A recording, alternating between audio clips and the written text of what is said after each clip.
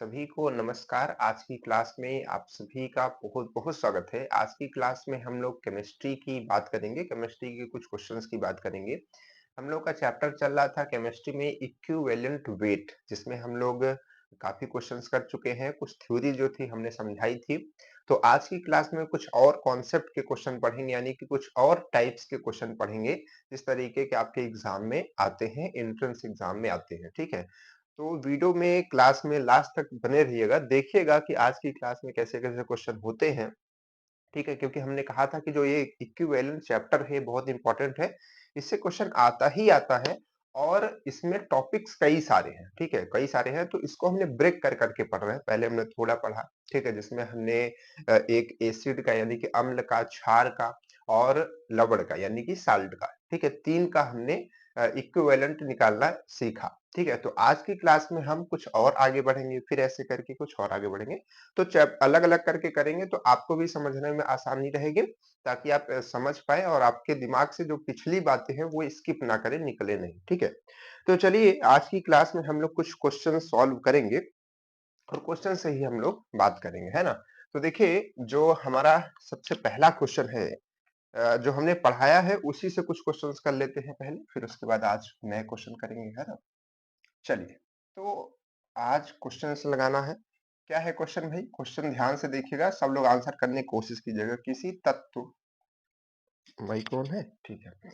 किसी तत्व की संयोजकता, ये ये लिखा है संयोजकता। किसी तत्व की संयोजकता व तुल्यांकी भार, इसकी बात हम लोग कर रहे हैं, इक्विवेलेंट वेट की बात कर रहे हैं।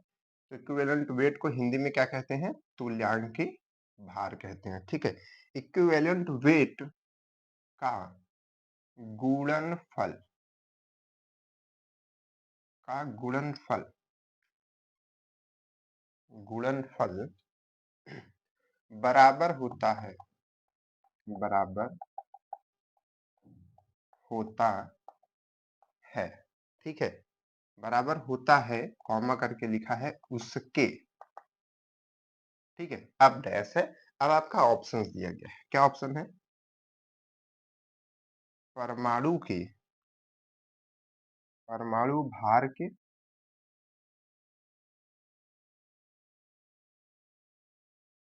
अणु भार के वाष्प घनत्व के वाष्प वाष्प घनत्व के और क्या है? विशिष्ट ऊष्मा के, विशिष्ट ऊष्मा के, ये हमारे पास में क्वेश्चन है, ठीक है? पहला क्वेश्चन हमारा ये। अब देखिए क्या है कि किसी को क्या क्वेश्चन में कह रहा है, सबसे पहले हम क्वेश्चन को एक बार पढ़ें। एग्जाम में हमेशा ये जरूरी होता है कि एक बार पढ़ें और उसको समझ ले, बार बार पढ़ेंगे तो समय खराब होगा। तो किसी तत्व की संयोजकता व तुल्यांकी भार, ठीक है? संयोजकता,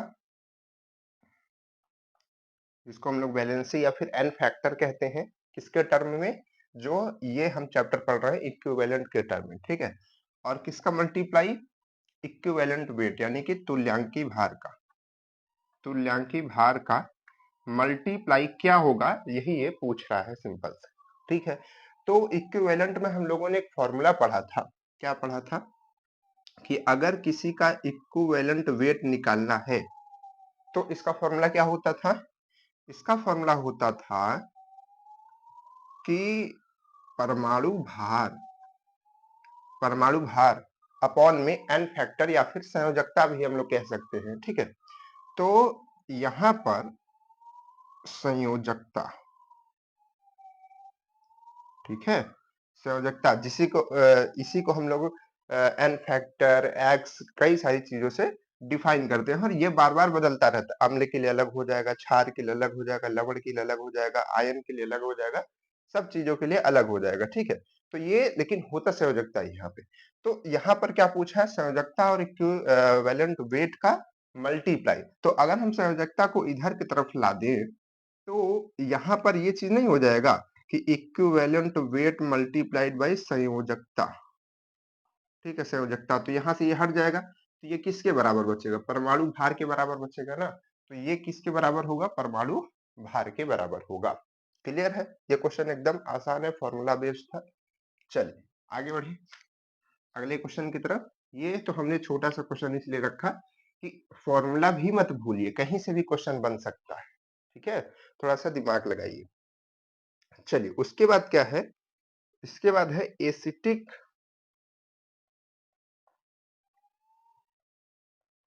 एसिटिक अम्ल। एसिटिक अम्ल का तुल्यांकी भार होगा। आपके ऑप्शंस क्या-क्या है भाई? 15 है, 20 है और उसके बाद है 30 है और उसके बाद है 60। ठीक है? तो अब यहाँ पर देखिए ये क्वेश्चन बहुत छोटा-सा है, ठीक है? लेकिन बहुत सारे बच्चों के लिए बहुत सारे बच्चे सोचेंगे ये तो हम निकाल लेंगे तुल्यांकी भार, भई हमने पढ़ा है ना? अम्ल है हम इसका निकाल लेंगे। लेकिन सबसे पहली समस्या जो आपकी आएगी इस क्वेश्चन में वो आएगी एसिटिक अम्ल। अब बहुत बच्चे नाम तो सुने होंगे एसिटिक अम्ल का, लेकिन अब उनको करने में इस चीज की समस्या आएगी कि आखिर में एसिटिक अम्ल का फॉर्मूला क्या होता है। जब तक फॉर्मूला नहीं देखेंगे तब तक उसमें ये नहीं बता पाएंगे, क्योंकि अम्ल है तो उसमें एच देखना होगा, है ना? तो उसमें ये नहीं बता पाएंगे कि कितना एच बाहर जाएगा, ठीक है, निकल सकता है। तो यहाँ पर सबसे बड़ी बात है कि इसका फॉर्मूला, तो इसका फॉर्मूला क्या होता है? CH3COOH। ये इसका फॉर्मूला होता है एसिटिक अम्ल का। ठीक है? मान लीजिए कि एग्जाम में आपको ये लिख कर नहीं दिया तो फिर ये क्वेश्चन थोड़ा हार्ड हो जाएगा आपके लिए, जो जिनको फॉर्मूला नहीं याद, तो इसलिए फॉर्मूला याद रखना भी जरूरी है। ठीक, अब देखिए यहाँ पर ये अब इक्विवेलेंट वेट निकालना है। तुल्यांकी भार कैसे निकलता था? तुल्यांकी भार निकालने के लिए अभी हम लोगों ने फॉर्मूला देखा कि जो उसका परमाणु भार, तो वो कितना होगा, इसका निकालिए, परमाणु भार निकालिए। तो यहाँ पर है सी यानी कि 12, एच 3 बार है यानी कि 3 और सी फिर से है यानी कि फिर से 12 और 2 बार ओ है। ठीक है, 2 बार ओ है तो कितना हो जाएगा? 16 दूना 32। ठीक है, प्लस 1 और नीचे अपॉन में क्या रहेगा? इसमें कितना एच निकल सकता है? इसमें केवल एक एच निकल सकता है। हमने आपको एग्जांपल में ये चीज जो इक्विवेलेंट वेट का जब समझा रहे थे चैप्टर, तो इसमें बताया था। ठीक है, ये एग्जांपल भी बताया था। तो एच यानी कि एक निकल सकता है, तो जितने एच यहाँ पर विस्थापित हो सकते हैं उसकी संख्या, ठीक है ना? अम्ल में हम लोग एच की संख्या जो विस्थापित हो सकती है उसको लिखते हैं और क्षार में हम लोग जितना OH विस्थापित हो सकता है उसको लिखते हैं। तो यहाँ पर एक एच निकलेगा, तो ये इसका तुल्यांकी भार निकल जाएगा। चलिए इसको सॉल्व कर लीजिए, निकल जाएगा। तो देखिए 12 दूना 24, ठीक है, 24 से 25, 25 और 25, चलिए इसको 25 रखिए और इसको इसको कर दीजिए 35। ठीक है, अब क्या हो जाएगा? अब देखिए जोड़ना आसान हो जाएगा आपके लिए, यहाँ पर 0 और यहाँ पे 6। ठीक, तो ये आ जाएगा 60। तो टोटल ये वैल्यू कितनी आएगी? 60, क्योंकि नीचे अपॉन में 1 है ना? नीचे अपॉन में क्या है? 1 है, तो ये वैल्यू आ जाएगी 60। क्लियर है बात? ठीक है, तो 60 इसका क्या हो जाएगा? तुल्यांकी भार हो जाएगा। चलिए गुड, ये भी अच्छी बात है। आप लोग ये भी सॉल्व कर पाए होंगे, हमको पता है। अब देखिए नए क्वेश्चन आएंगे, है ना? अब क्वेश्चन थोड़ा आपको समझना पड़ेगा। क्वेश्चन क्या है? अब देखिए क्वेश्चन दिया है एक अभिक्रिया का। क्या दिया है क्वेश्चन? अभिक्रिया, ये अभिक्रिया लिखा है, ठीक है, शॉर्ट फॉर्म में हमने लिख दिया अभी। SO2 प्लस 2H2SO क्या बना रहा है? 3S प्लस 2H2O में SO2 SO2 का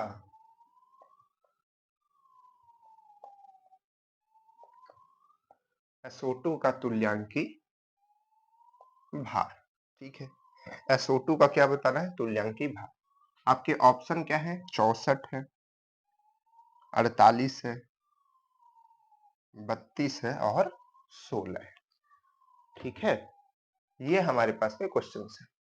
अब देखिए यहाँ पर इसका तुल्यांकी भार कैसे निकाला जाए। सबसे पहले पूछा किसका है, ये हमको फोकस करना होगा। SO2 का पूछा हुआ है।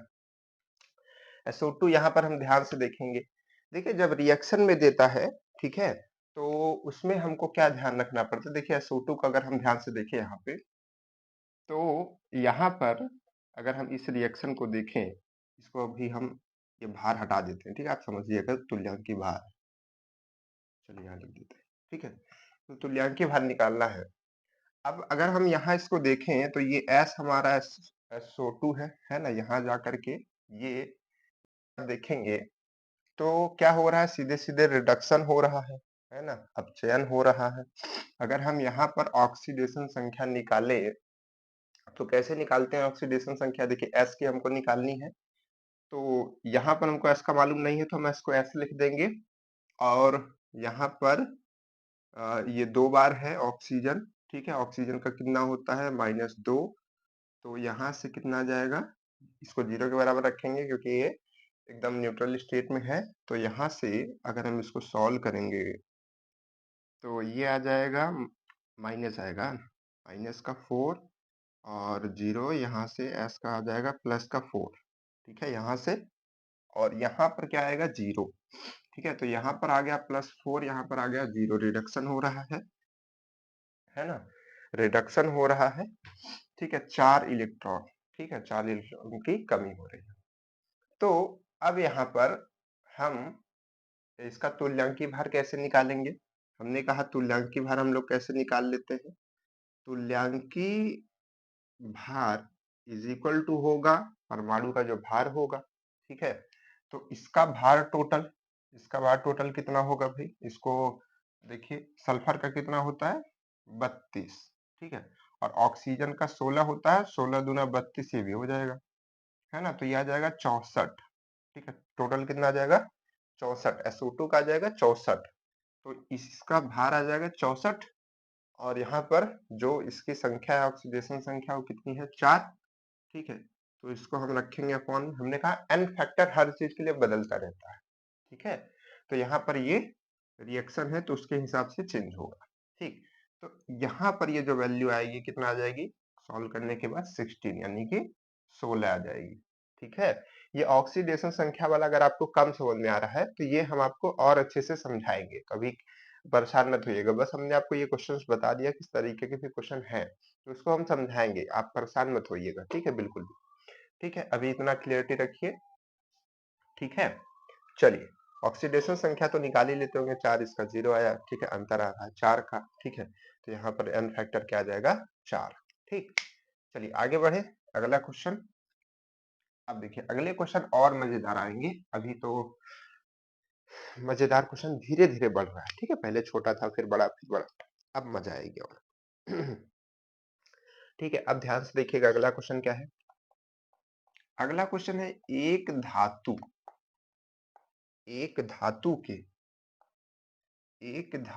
के क्लोराइड क्लोराइड का सूत्र MCl है। यदि यदि इसका अणुभार 58.5 है तो धातु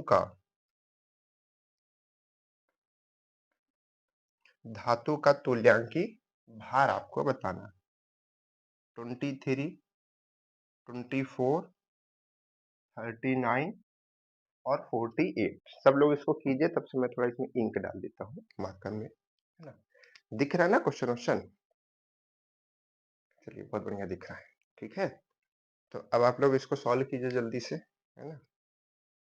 जल्दी-जल्दी सॉल्व कीजिए, तब से मैं इसमें इंक डाल देता हूँ ताकि आप लोगों को दिखाई दे,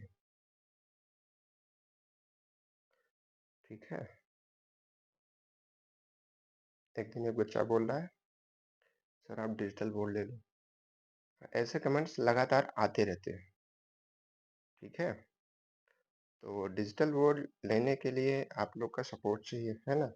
आधे से ज़्यादा लोग जो वीडियोज़ देखते हो सब्सक्राइब करके नहीं रखते हो। तो कम से कम सब्सक्राइब करके तो रखो, है ना?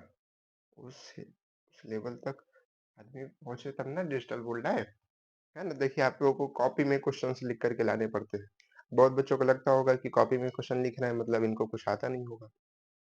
ऐसे भी सोचने वाले बहुत हैं, है ना? डिफेम करने वाले भी बहुत हैं, ठीक है? तो अब यहाँ पर मेरे पास स्लाइड नहीं है, इसलिए ऐसे क्वेश्चन लिखने पड़ते हैं क्योंकि इतने बड़े-बड़े क्वेश्चंस ऐसे ध्यान रखने में मुश्किल होते हैं, है ना? कराने को तो नॉर्मल क्वेश्चंस हो जाएँगे लेकिन जो क्वेश्चन हैं अच्छे क्वेश्चंस हैं, उनको क्योंकि वर्ड प्रॉब्लम भी बच्चों को समझ में आती है। अब हमने बताया ऐसे-ऐसे, जब एग्ज़ाम में गए उनको पूरा लिख करके आया ऐसे, तो फिर वो घबरा जाएँगे, है ना? तो जैसा एग्ज़ाम में आता है जब हम वैसे ही क्वेश्चन देख-देख के करते हैं तो और हमको आसान रहता है काम करना। चलिए खैर छोड़ते हैं, आते हैं हम अपने क्वेश्चन पे। क्वेश्चन है कि एक धातु अरे भाई माइक कहाँ ऑन है? एक धातु के क्लोराइड का सूत्र, देखिए ये धातु है, ये एम है, ये फिक्स नहीं है, इसको आप मैग्नीशियम या मैग्नीज मत समझिएगा, ये बस एम है, मतलब मेटल के लिए बस एम ऐसा लिख दिया गया, ठीक है? क्लोरीन के साथ जुड़ा हुआ, यहाँ पर कुछ भी आ सकता है। क्लोराइड का सूत्र MCl, ठीक है? यदि इसका अणुभार मतलब कि ये जो टोटल टर्म है, इसका अणुभार इतना है, तो धातु का तुल्यांकी भार क्या होगा? ठीक है? तो देखिए धातु का तुल्यांकी भार पूछा है, ध्यान से समझिएगा। यहाँ पर M है और मतलब ये मेटल है और हमारे पास में क्या है? Cl है, ठीक है? बढ़िया चल रहा है ना? साफ-साफ दिख रहा है। तो इन्हीं दोनों का जो भार जुड़ करके हमारा ये अणुभार बनता है। तो अणुभार बना है 58.5, तो हमको क्लोरीन का जो भार है वो मालूम है 35.5। जब इंक आ जाता है ना तो स्पीड भी बढ़ जाती है। तो अगर हम इसको इधर भेज दें तो ये इधर घट जाएगा, तो m का हम सीधे सीधे निकाल सकते हैं। तो 58.5 माइनस 35.5, यहाँ पर जीरो, यहाँ पर 3 मतलब पॉइंट करके, और यहाँ पर कितना आएगा 2, यानी कि 23.0, ठीक है? तो ये देखिए ये जो मेटल है इसका जो अणुभार आ रहा है, ठीक है? मतलब कि भार आ रहा है, हम कह सकते हैं 23 है, 23, ठीक है? 23, ठीक है? तो अब यहाँ पर ये 23 आ रहा है, 23 आ रहा है। अब यहाँ पर ये हम नहीं कह सकते हमेशा कि ये इसका तुल्यांकी भार होगा, है ना? हमेशा ये नहीं कह सकते कि इसका तुल्यांकी भार होगा, ठीक है? ये जो m है इसका भार कितना आ रहा है? इसका भार आ रहा है 23, लेकिन हमसे पूछा क्या है? धातु का तुल्यांकी भार। भार और तुल्यांकी भार में अंतर होता है कि नहीं होता? बिल्कुल होता है। कैसे अंतर? भाई हम लोग अभी देख रहे थे, जैसे SO2 ही देख रहे थे, है ना? तो उसमें हम उसका अणुभार कुछ और निकाल रहे थे और तुल्यांकी भार कुछ और। अणुभार उसका कितना आ रहा था? अणुभार उसका आ रहा था 64, लेकिन तुल्यांकी भार कितना जा रहा था? नहीं नहीं, SO2 का अगर आप निकालेंगे तो 96 करके आता है, ठीक है? और उसका अणुभार अगर आप निकालेंगे तो 48 करके आता है ना? ठीक है? सल्फेट का। तो कहने का मतलब है कि सब में अंतर आता है, अणुभार और तुल्यांकी भार में, दोनों अलग चीज है, ठीक है? तो वही चीज यहाँ पर है कि M का ये जो निकला है, ये इसका भार निकला है, लेकिन पूछा क्या है? तुल्यांकी भार। लेकिन एक चीज आपको हमने बताई थी, ठीक है? एकदम स्टार्टिंग में डेफिनेशन लिखी थी जब तुल्यांकी भार की डेफिनेशन में आपने देखा होगा, उसमें रहता है कि हाइड्रोजन के 1 ग्राम से, ऑक्सीजन के 8 ग्राम से और क्लोरीन के 35.5 ग्राम से जो मात्रा, ठीक है, किसी मतलब किसी तत्व की जो मात्रा रिएक्ट करती है, वही मात्रा उसका क्या कहलाती है? तुल्यांकी भार कहलाती है। तो यहाँ पर अगर हम देखें ध्यान से, तो ये जो क्लोरीन है ये क्या है? यहाँ पर 35.5, ठीक है? तो ये 35.5 ग्राम क्लोरीन से ये मेटल रिएक्ट कर रहा है, तो जितना इसका रिएक्ट कर रहा होगा वही इसका तुल्यांकी भार हो जाएगा। बात समझ पाए कि नहीं? ठीक है? तो क्योंकि ये 35.5 से कर रहा है, इसीलिए हम इसको इसका तुल्यांकी भार और अणुभार दोनों मान रहे हैं, ठीक है? अगर ये इससे नहीं कर रहा होता तो फिर हम इसको नहीं मानते, फिर इसको हम निकालते, ठीक है? तो यही इसका तुल्यांकी भार भी हो जाएगा। क्यों हो रहा है? क्योंकि ये 35.5 ग्राम क्लोरीन से रिएक्ट कर रहा है, ठीक है? इसीलिए इसका तुल्यांकी भार हो जाएगा, ठीक है? चलिए इसको दिमाग में रखिएगा। कितना आ जाएगा? 23 आ जाएगा। ठीक है? तो जब भी आप इस तरीके के क्वेश्चन दें, उसमें ध्यान से देखिए कि 35.5 से आ रहा है क्या? 35.5 से आ रहा है तो आप समझ जाइए कि यहाँ पर बात किस चीज़ की हो रही है। एकदम बेसिक डेफिनेशन से बात हो रही है कि 35.5 से जो रिएक्शन करेगा वही उसका तुल्यांकीय भार हो जाएगा। उसमें ज़्यादा सोचने की ज़रूरत नहीं पड़ेगी। ठीक है? चलिए, अब सब लोग बताइएगा कि 23 अणुभार किसका होता है? परमाणु भार। चलिए, अगले क्वेश्चन की तरफ। अब मजेदार क्वेश्चन आएंगे और मजेदार। ठीक है? अब मजा आने वाली है। चलिए, क्वेश्चन क्या है? क्वेश्चन क्या है? क्वेश्चन है कि एक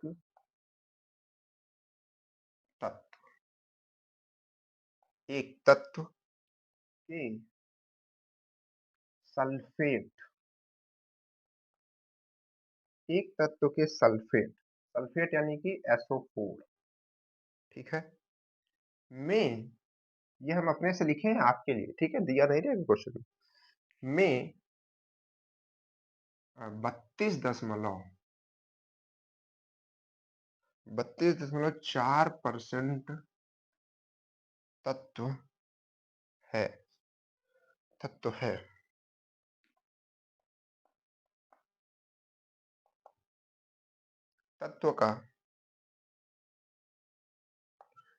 तत्व का तुल्यांकी, बाल कटाना पड़ेगा, तत्व का तुल्यांकी भार है तत्व का तुल्यांकी भार है। आपसे आपके पास ऑप्शन क्या है? 67। देखिए, ये क्वेश्चंस प्रीवियस ईयर में आपके आ चुका है, इसलिए ध्यान से देखिएगा। 23.006, ठीक है, और 32.4, ठीक है। अब समझिएगा इस क्वेश्चन को, बहुत इंपॉर्टेंट क्वेश्चन है, ठीक है। ऐसे क्वेश्चन और भी अवेलेबल आएंगे। क्या है? एक तत्व के सल्फेट यानी कि SO4 में 32.4% तत्व है। देखिए, जब मतलब कोई रिएक्शन होती है तो उसमें कोई तत्व होगा और एक उसमें सल्फेट, क्लोराइड ऐसे करके बहुत सारी चीजें होती है। जैसे अभी हमने इसके पिछले वाले क्वेश्चन में देखा कि एक तत्व है और उसका क्लोराइड क्लोरीन के साथ रिएक्शन करके इस तरीके से बनाया हुआ है, MCl बनाया हुआ है। तो उसी तरीके से यहाँ पर भी एक तत्व है जो भी डिफाइन नहीं है, ठीक है। उसको का तत्व सल्फेट में, मतलब सल्फेट के साथ वो रिएक्शन में है ना, और वो जो रिएक्शन बन रही है टोटल, ठीक है, जो भी वहां पर बन रहा है, ठीक है, सूत्र, उसमें 32.4% तत्व है और बाकी क्या है? सल्फेट है, ठीक है, तभी ना रिएक्शन बनेगी। बाकी क्या है? सल्फेट है। तो उसका क्या बताना है? तुल्यांकी भार बताना है। तो एक चीज हम आपको बता दें कि तुल्यांकी भार से ही हमें ये पता लग पाता है कि कौन सा तत्व कितनी परसेंटेज की मात्रा में है किसी सूत्र के अंदर, ठीक है, किसी अणु के अंदर, ठीक है। तो जैसे मान लीजिए कि तत्व है हमारा। अब देखिएगा, इसके स्टेप को समझिएगा, फिर उसके बाद इसके शॉर्ट तरीके को समझिएगा, शॉर्ट तरीके से कैसे निकालेंगे। तत्व तत्व का अगर हम तुल्यांकी भार से ही सब काम होगा, परसेंटेज वाला काम तुल्यांकी भार से। तत्व का तुल्यांकी भार अगर हम मान लीजिए कि ई मान लीजिए, क्या मान ली? ई से इक्विवेलेंट वेट होता है तो ई मान लिया हमने, है ना, ई मान लिया। अब देखिएगा, ये इसका तुल्यांकी भार ई आ जाता है।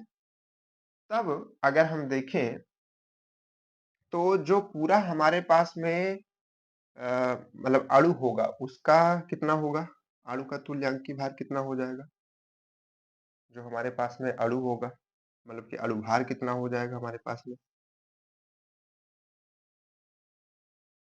अणु का, या फिर हम ऐसे निकाले सीधे सीधे, सल्फेट का पहले निकालते हैं, है ना, SO4 का तुल्यांकी भार पहले निकालते हैं, क्योंकि इसका भी तो तुल्यांकी भार हमको चाहिए, है ना, परसेंटेज में।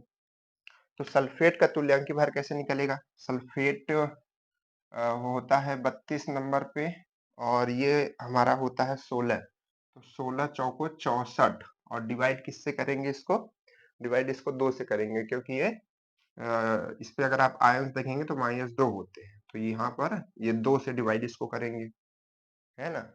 अरे भाई इसको अगर आप देखेंगे तो यहाँ पे -2 होता है ना? इसके रिएक्शन करने की क्षमता, तो इसलिए यहाँ से 2 से डिवाइड हो रहा है एन फैक्टर उसका। तो 32 और इसको जोड़ेंगे तो आ जाएगा 96, है ना? और यहाँ से 2, तो इसको डिवाइड कर देंगे तो 48, ठीक है? तो यहाँ से कितना आ जाएगा? 48, ठीक है? तो इसका तुल्यांकी भार 48 आ गया और तत्व का तुल्यांकी भार हमने कितना माना? E माना। अब ध्यान से समझिएगा सब कुछ, ध्यान से समझिएगा। ऐसे आपको 2 तरीके से क्वेश्चन बना करके देगा, है ना? कैसे क्वेश्चन? सबसे पहले जैसे इसमें बना दिया कि अब 2 चीज आपको रहेंगी, एक तत्व रहेगा और एक उसके साथ जो रिएक्शन में रहेगा। तो कभी आपको तत्व का नहीं देगा, जैसे इसमें देखिए तत्व का इक्विवेलेंट वेट नहीं दिया, लेकिन आपको दूसरे जो रिएक्शन करेगा उसका नाम दे दिया है, सल्फेट नाम दे दिया है। तो सल्फेट दे दिया है तो हम सल्फेट का फार्मूला तुमको मालूम है SO4, तो SO4 हमको मालूम है तो SO4 से हम उसका तुल्यांकी भार नहीं भी देगा तब भी हम निकाल लेंगे। यहाँ पर दिया तो है नहीं, हमने निकाल लिया 48, ठीक है? तो एक का हमने निकाल लिया, एक का नहीं दिया है। अब आपको परसेंटेज हमेशा दिया रहेगा, कभी देगा कि 32% तत्व है, कभी ऐसा भी कह सकता है कि 32% सल्फेट है, तो दोनों कह सकता है, ठीक है? अब समझिएगा, आपको 3 चीज चाहिए। एक आपको तत्व का तुल्यांकी भार और जो उसके साथ रिएक्शन कर रहा है उसका तुल्यांकी भार और परसेंटेज, और उसमें ध्यान रखना है कि परसेंटेज तत्व का है या फिर जो रिएक्शन कर रहा है उसका है, ठीक है? चलिए गुड, बहुत बढ़िया। अब देखिए हम क्या करेंगे परसेंटेज तुल्यांकी भार से ही निकलता है। तो यहां पर क्या कह रहा है? तत्व इतना परसेंट है, तो जिस चीज की बात होती है उसको हम ऊपर रखते हैं और टोटल परसेंटेज हम कैसे निकालते हैं? जैसे हमने कहा कि हमने 600 में से, अभी एग्जाम आप लोग का हुआ है, ठीक है, बोर्ड का एग्जाम, ठीक है, 500 में से 600 में से हमने जैसे माना कि 500 में से हमारा नंबर आ गया 490, तो जितना आता है वो ऊपर रखते हैं और टोटल वाला क्या रखते हैं? नीचे, और 100 से मल्टीप्लाई परसेंटेज निकल जाता है। तो सेम चीज वही है यहाँ पर भी। देखिए तत्व का तुल्यांकी भार ये है और ये SO2 का तुल्यांकी भार ये है। टोटल कितना हो जाएगा? टोटल की अगर हम बात करें टोटल की, तो टोटल हो जाएगा E+48, E+48, है ना? तो यहाँ पर किसकी परसेंटेज की बात हो रही है? तत्व की। तो जिसकी बात होती है उसको हम ऊपर रखते हैं। तो यहाँ पर तत्व की बात हो रही थी तो हम रखेंगे तत्व का इक्विवेलेंट ऊपर और टोटल नीचे। टोटल कितना है हमारे पास में? टोटल वाला तो हमेशा नीचे रहेगा ही। अगर तत्व यहाँ पर कह दिया कि 32.4% तत्व है तो हम ऐसा करेंगे। अगर यहाँ पर कह दिया 32.4% सल्फेट है तो हम क्या करते हैं? ये तो यही रहेगा, सल्फेट के जो हमारा तुल्यांकी भार है उसको ऊपर रखेंगे, बस इतना ही अंतर आएगा, ठीक है? चलिए अब देखिए यहाँ पर हमको तत्व का कहा था, तो तत्व का कहा था 100 से मल्टीप्लाई भी करेंगे क्योंकि परसेंटेज। अब ये क्या ये क्या हो गया? ये हो गया परसेंटेज, और यही जो वैल्यू दी है वही तो दिया है आपका 32.4, तो यहाँ पर ये दिया है 32.4। आई बात समझ में? क्या है? तत्व का तुल्यांकी भार, सल्फेट का तुल्यांकी भार, टोटल तुल्यांकी भार। अब यहाँ पर परसेंटेज तुल्यांकी भार से ही निकलता है, तो परसेंटेज के फॉर्म में हमने इसको बदल लिया। यही वैल्यू ये वैल्यू दी है। अगर हमको ई मालूम चल जाए तो इसको सॉल्व करेंगे तो 32.4 के बराबर ही आएगा, लेकिन हमको तो ई निकालना है क्योंकि पूछा गया है तत्व का तुल्यांकी भार। तो तत्व का तुल्यांकी भार हमने ई मान रखा है, तो ई की वैल्यू निकल गई तो सब कुछ हमारा आंसर निकल गया। बस ई की वैल्यू तो इससे सॉल्व कर सकते हैं ना, बच्चा बच्चा कर सकता है। कैसे करेगा बच्चा? बच्चा बच्चा तो कर सकता है, लेकिन बच्चा कैसे करेगा? ये हुई ना बात, ये हुई ना बात। चलो अब इसको कैसे सॉल्व किया जाए? खटाखट खटाखट दिमाग लगाइए, है ना? अब इसको बहुत ज्यादा मल्टीप्लाई करना पड़ेगा, है ना? सोचना पड़ेगा, दिमाग लगाना पड़ेगा। तो देखिए इसको आप क्या कीजिए, इसको आप E100 कर लीजिए, 100E कर लीजिए। इसको इसके साथ करेंगे तो क्या हो जाएगा? 100E, है ना? और इसका मल्टीप्लाई, इसका तिर्यक मल्टीप्लाई कर दे, क्रॉस मल्टीप्लीकेशन। तो इसका इसके साथ करेंगे तो 32.4E और प्लस में 32 का मल्टीप्लाई 48 के साथ, है ना? अब हम आपको बता दे रहे हैं, आप लोग सॉल्व कीजिएगा, ठीक है इसको। अब आप ही लोग सॉल्व करें क्योंकि हमारे पास थोड़ा समय कम रहता है ना, कि मैं एक जाने दीजिए, नहीं बताऊँगा, है ना? तो यहाँ पर इसका मल्टीप्लाई हो जाएगा। अब इस 32 को इधर लाइएगा, इसको इधर लाते हैं तो आ जाएगा 32.4 ई। और अभी मल्टीप्लाई इसको मत कीजिएगा, रुक जाइएगा, अभी इसको घटाइए। इसको जब आप घटाएंगे तो यहाँ आएगा आपका 6 ई तो रहेगा ही, 6 आ जाएगा इधर से। और ठीक है, 9 में से 2 जाएगा तो 7, फिर 9 में से 3 जाएगा तो 6, ठीक है, तो इतना आएगा। अब इस टोटल टर्म को आप उधर भेज दीजिए, 67.6। अब ये चीज सॉल्व कर लीजिए। हमारे हिसाब से ये इसके दो गुना है, देखिए 32 नहीं, दो गुना नहीं होगा, 4 दूनी 8 नहीं, ठीक है। तो अप्रोक्स आप लगा सकते हैं क्योंकि वैल्यू देखिए, अगर मान लीजिए हम इसको इसका दो गुना मान ले, मान लीजिए, ठीक है, दो गुना मान ले, ठीक है, तो ये इससे कटेगा तो कितना आएगा, आएगा 2 और यहाँ पे 4, लगभग 24, ठीक है, 24 आ रहा है। क्योंकि हमेशा जरूरी नहीं कि हम पूरा सॉल्व करें। तो क्या ऑप्शन था भाई, हम भूल गए ऑप्शन। तो एक ऑप्शन था 67.6, एक था 43.12 और एक था 23.006 और एक था आपका 32.4। तो अब देखिए इसमें कौन सा ऑप्शन मैच कर रहा है, 24 के करीब है, आपने इसको ऐसे दो करके काटा, तो यही वाला ऑप्शन आपका सही भी है, ठीक है, 23 के करीब आ रहा है, ठीक है। तो ऐसे करके भी सॉल्व कर सकते हैं। Okay, good. चलिए आगे बढ़ना है, आगे बढ़ा जाए सर, आगे बढ़ा जाए। आगे बढ़ने का टाइम है, देख लेते हैं, आगे बढ़ने का पूरा टाइम है, चलो पूरा टाइम है। चलिए एक क्वेश्चन है, बहुत जल्दी करते हैं, ठीक है। क्या कह रहा है क्वेश्चन, सुन लीजिए। किसी तत्व के क्लोराइड में 80% क्लोरीन है, क्लोराइड में कोई तत्व है। अब फिर से वैसे क्वेश्चन, किसी तत्व के क्लोराइड में, तो जो तत्व है, तत्व तत्व का अगर हम इक्विवेलेंट वेट देखें, उसको हम ई मान लेते हैं, ठीक है। और क्लोराइड की बात हो रही है, किसकी बात हो रही है भाई, कहा गया क्वेश्चन, हाँ ये है। हाँ, में क्या है, 80% क्लोरीन है, क्लोराइड की बात हो रही है। तो Cl का जो इक्विवेलेंट वेट आएगा वो कितना आएगा, 35.5, 35.5, ठीक है, 35.5, ठीक है, गुड। उसके बाद कह रहा है कि 80% क्लोरीन है, इसमें तत्व नहीं कह रहा है, इसमें क्या कह रहा है कि 80% क्लोरीन है। तो हम क्या करेंगे, अगर हम टोटल निकालेंगे तो टोटल हमारे पास में कितना है, 35.5। तो क्लोरीन कह रहा था 80% क्लोरीन, 80% तत्व नहीं, तो 80% क्लोरीन है। तो हम क्या करेंगे, क्लोरीन को ऊपर रखेंगे और टोटल को नीचे रखेंगे, टोटल को क्या करेंगे, नीचे रखेंगे, और मल्टीप्लाइड बाई 100 और बराबर किसके रखेंगे, 80% के, क्योंकि क्लोरीन 80% है, यही कह रहा है। तो आपको बताना क्या है, तत्व का तुल्यांकी भार बताना है। तो तत्व का तुल्यांकी भार हमने ई माना है, तो ई की वैल्यू अगर हम निकाल दिए तो सारा, सॉरी सॉरी टूट गया चश्मा मेरा, है ना, तो सारा कहानी निकल जाएगी, ठीक है। ऑप्शन भी लिख दे, चलिए ऑप्शन भी लिख देंगे तभी आपको मजा आएगी, है ना। ऑप्शन है हमारे पास में 8 और 8.87 और है 16 और एक ऑप्शन है आपका 17.76, ठीक है। ये भी बढ़िया क्वेश्चन है, मजेदार क्वेश्चन, लेकिन हमने आपको सिखा दिया तो आपको आसान हो गया, है ना। तत्व का लिखिए, जो क्लोरीन, क्लोराइड, सल्फेट, सल्फाइड जो भी है उसका लिखिए, टोटल निकालिए जिसके हिसाब से कहा हो। अगर क्लोरीन का है तो क्लोरीन को ऊपर रखिए, टोटल तो नीचे रखना ही है। तत्व का है तो तत्व का ऊपर रखिए, बस हो गया सॉल्व। चलिए 0 से 0 कट कर दीजिए, हो गया, कट हो गया। इसको इसमें मल्टीप्लाई कर देंगे तो ये हो जाएगा 355, ठीक है।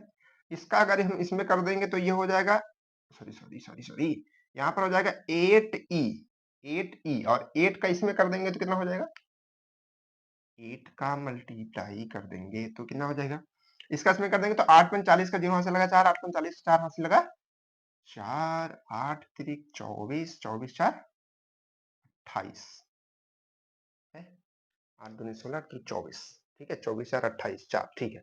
तो ये आ गया 284, कितना आ गया, 284। अब 284 को अगर हम इधर भेज दें, देखिए ये पॉइंट है, ठीक है, तो 284 को अगर हम इधर भेज दें तो 284 इसमें घट जाएगा, अगर हम इसको इधर भेज दें तो इसमें घट जाएगा 1 आएगा यहाँ पर और यहाँ पर आएगा 7, 71 आएगा, 71 है ना? तो टोटल यहाँ पर आ जाएगा 71। हमको निकालना क्या था ई, तो हम 8 को भी इधर भेज देंगे। तो बस इसको सॉल्व कर लेना है बचुआ। इसको सॉल्व करने के लिए क्या करना पड़ेगा, 8 अठाई 64, क्योंकि 8 9 72 जाएगा नहीं, तो 8 अठाई लिखो ना भाई, 64 बचेगा 7.0।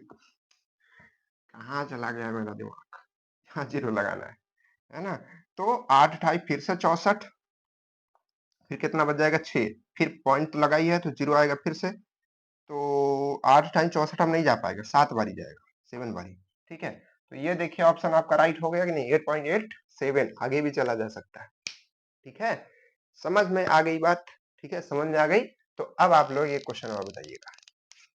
ठीक है, क्या है कि एक तत्व है, ठीक है, तत्व, चलिए क्वेश्चन मैं लिख के दूंगा। ठीक है, चाहे मेरा समय चला जाए लेकिन मैं क्वेश्चन लिख के दूंगा। किसी तत्व का, किसी तत्व के